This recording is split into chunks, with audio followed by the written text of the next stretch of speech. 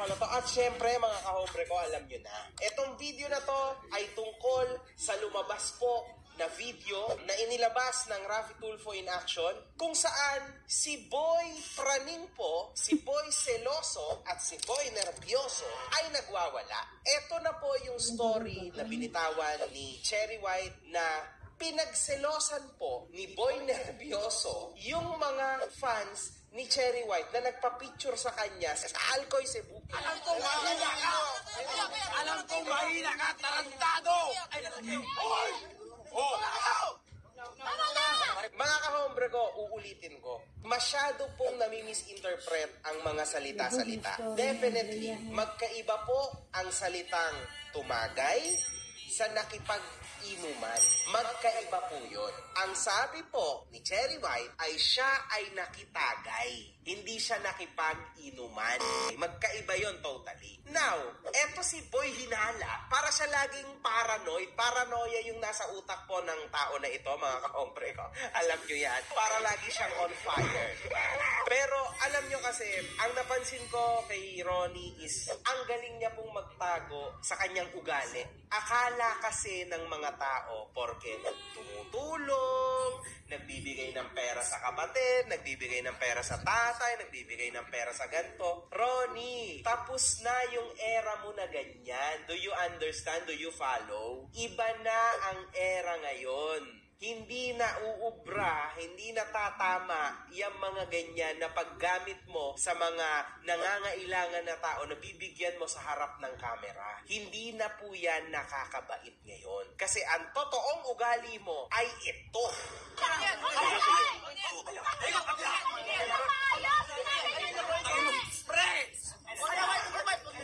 Huwag mo kong lukuhin sarili mo! Lukuhin mo yung sarili mo! Huwag kami mga Bisaya! Nagwawala ka in public.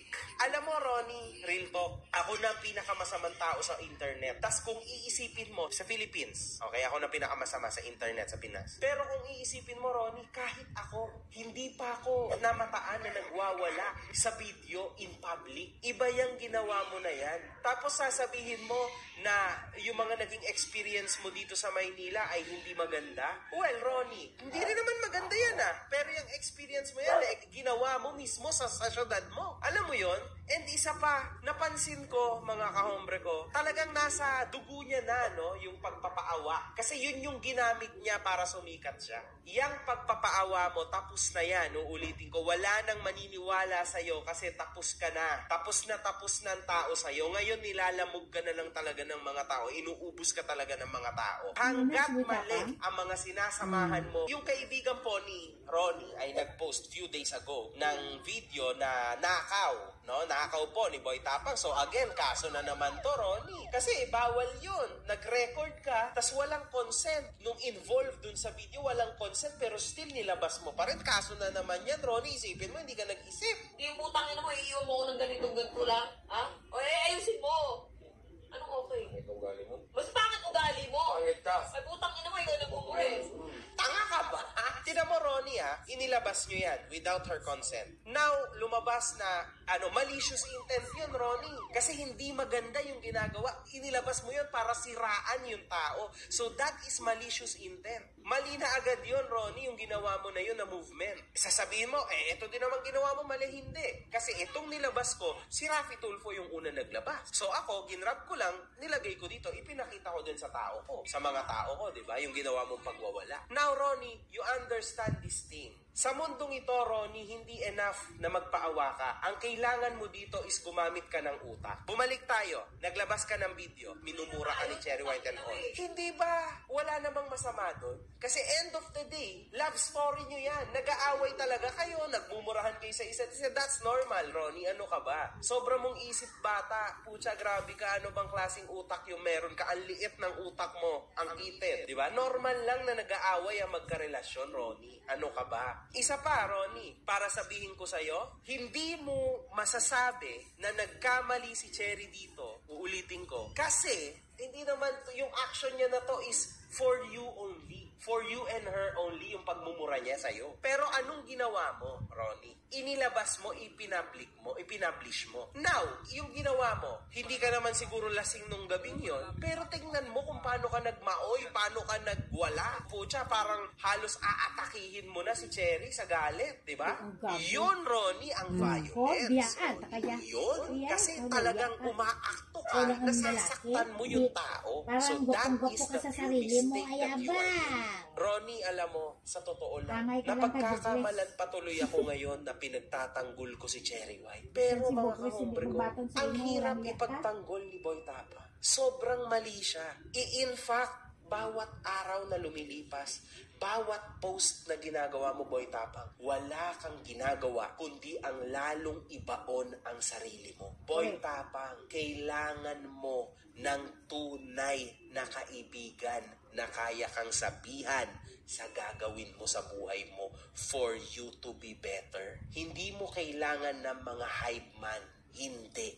Diyan ka babagsak at diyan ka bumabagsak. Pansin mo ba, Ronnie, kung gaano mo sinisira ang iyong binuong pangalan for a freaking long time dahil lang sa drama mo na to sa pag-ibig mo? Alam mo, Ronnie, konting-konti na lang isusuka ka na ng mga fans mo. They are slowly turning their back on you. Ako, nauna na akong magising eh. Hindi na kita makilala. Slowly yung mga tao mo, hindi ka na rin makilala. Talagang na-expose ka ng tuluyan dito sa bawat post mo, binabaon at binabaon mong sarili mo. Ronnie, kung ako sa'yo, ikaw ay tumigil na sa acting mo na ganito sa social media. Mas maging mautak ka sa mga susunod mong ilalabas. Kasi praning na ang tawag sa'yo eh. At talaga sa totoo lang, napatunayan ko rin na duwag ka. Kasi tandaan mo, hindi naman dahil nagpapasikat lang ang pumupunta kay Tulfo and all that. Hindi naman sa ganun eh. Ang kailangan lang ng mga napunta doon na mga sikat is mabilis na hustisya, Ronnie. Yun lang. Tapos ikaw nagmamatigas ka kasi duwag ka. Kasi duwag ka, alam mo, sobrang na-anxiety ka na hindi mo na kinakaya yung tindi ng bash sa'yo. In fact, kahit comment section mo, naka-disabled na. Hindi na makapag-comment. Diyan pa lang, Ronnie,